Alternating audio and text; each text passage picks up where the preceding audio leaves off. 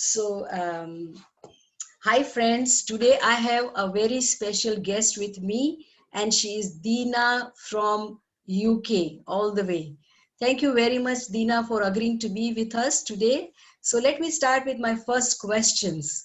The question is, how is the vegan awareness changed now during the COVID pandemic time? Thank you, Dr. Rupa, for inviting me, and hello to everyone. The COVID-19 has created really unprecedented times across the world for everyone. I've noticed a sort of change in some of the people that I am speaking to, a change in their consciousness. And I believe part of the reason for that is because we have been given no choice but to stop and to slow down and to become a little bit more aware of our habits and our choices, particularly food choices. And some of the people that I am speaking to are becoming more and more open to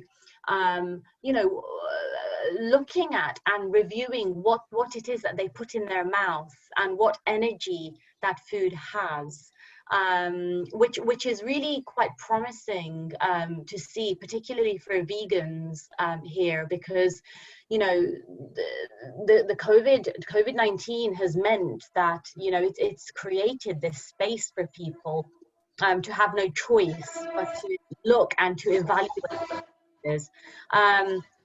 Also, I think one thing that is definitely happening is a lot of the menus in restaurants and cafes, they are expanding, really expanding their vegan choices, which is really, really promising again, because I think even restaurants and cafes are becoming more aware that they have to provide these choices. I think at the beginning, when COVID was sort of in the media a lot around March time, there was of course a lot of reports about the crisis stemming from the consumption and the misuse and ill treatment of animals in the wet markets. And that, unfortunately, the media haven't really brought that out to light as much. And I wish that that was more talked about in the media, because from my awareness, from what I've seen, it was in the media at the beginning and now it has fallen away. And I think maybe what is going to happen is once COVID settles, they will investigate properly where has this pandemic come from, and then they will realize that every time we have a pandemic, every time it has stemmed from animals, and hopefully people will become so much more aware of their choices. So many people are growing their own vegetables and growing their own food as well, so that is definitely very promising. Fantastic. Also, Dina, you are a vegan mom, and how do you kind of connect with the other moms of all the species, and how do you have the learning between mom and their babies of all the species? That's a really, really nice and a very important question, actually. Before I became a mom, and my son is 18 months young, but even before he came to Earthside, I always felt a sort of internal maternal closeness to children, to babies. But I particularly felt it with animals. And then when I actually had my son, that feeling that I had inside exploded. And in fact, I will give you an example of just a moment of where I felt this so acutely. My son was 3 weeks old. I had literally just given birth 3 weeks ago, and I was giving my first talk on the realities of the dairy industry. And I had him wrapped up in a sling on me. and I was giving my talk here in the UK. And the talk normally lasts for 45 minutes. And in the talk, I show a couple of videos as well. Now, one of the videos that I show is of a farmer going into a farm, and he's picking up the calf from the mother and taking the calf away. And the video shows the cow, the mother, chasing the farmer, chasing the truck. Okay, and I show this video. And just at that point, it was as if the universe had just timed this perfectly. Just at that point, when I was about to show this video, my son, Ilan, started crying. Okay, so I took him out of the sling and I gave him over to my mum. So my mum took him out of the room, and I could hear him crying outside. And just as this was happening, exactly at the same time, I was playing this video of a farmer taking away the baby. And my baby was crying and was with my mother. So I knew that my baby was okay. My baby was going to be fine. But it was so acutely similar in the physical sense of another mother's baby being taken away.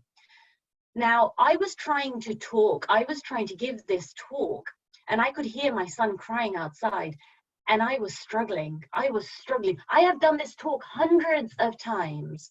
Okay, I've done it hundreds of times, but because I could hear him crying outside, I was struggling to talk, because all I wanted was to pick him up, take him in my arms, and put him on me. Now, if I felt that as a new mother, imagine what other mothers are going through when their babies are either taken away from them or killed at birth, separated. I mean, the dairy cow who, bears her child for 9 months, has that maternal bond, and without her even knowing and realizing, some other mammal, a human, is taking her baby away. I couldn't imagine ever inflicting that sort of pain on another mother. And so for me, when I was giving that talk and I could hear my son crying outside, I just thought, gosh, this is this hard for me, and I know that in 10 minutes I will be able to pick him up and I will be able to console him. None of the other mothers in the non-human, the animal kingdom, can do that. Because if the milk was red in color, well, we wouldn't have taken it. If it was red in color, and also if people had next to, in their fridges, if they had a gallon of milk and next to that a piece of her flesh, because ultimately when she cannot give any more milk, she is going to be turned into, animal flesh. And if people could just see that actually the milk and her flesh of her body is exactly the same thing, then would they still choose to consume her milk? And in fact, Rupaji, I will very briefly tell you that just recently I had a conversation with a farmer, and he was a beef farmer. And he actually said to me that within the farming world, there is a hierarchy of farmers. And within this hierarchy of farmers, the beef farmers actually look down upon the dairy farmers because of what the dairy farmers have to inflict upon the cows. In the beef farmers' mindset, they are saying, well, look, yes, okay, we kill the cows, but at least for 2 years or 3 years, they are roaming around and they are free and they are able to, be with their children. Whereas the dairy cows are artificially inseminated. They have their babies taken away. They are attached to machines. They go through this perpetual cycle of torture and suffering. And then after that torture and suffering, they go to the slaughterhouse. So even a beef farmer looks down upon a dairy farmer. Ultimately, it comes to the same thing, though. Absolutely. Beef and dairy are one and the same. It's true. Yeah. Knowing all these things, what do you think, why people, don't still go vegan? I think this is such a multifaceted question, and it is not black and white. I truly believe that people do care. I truly believe that we are all innately compassionate. I don't believe that people deliberately want to harm animals. But I think that people have so much going on in their lives that it's about priorities. And if the helping of another non-human being is not a priority, then they do not want to look into it. They do not want to change. And I think change is the biggest thing here, because ultimately, when you acquire knowledge and you acquire enough knowledge and enough impetus and enough leverage to change, change is the hardest thing. And a lot of people know that if they know the truth, then they will have no choice but to change, and they don't want to change. So I think one of the biggest reasons is people don't make it a priority. It's not a priority. They have too much happening in their lives, other things happening in their lives. People are busy. But also change is one of the hardest things. And if somebody has been eating a particular diet and carrying on with a particular lifestyle all their lives, it's a very, very big ask to say to them, right, now you know what happens to dairy cow, want to and have to have that desire to want to change.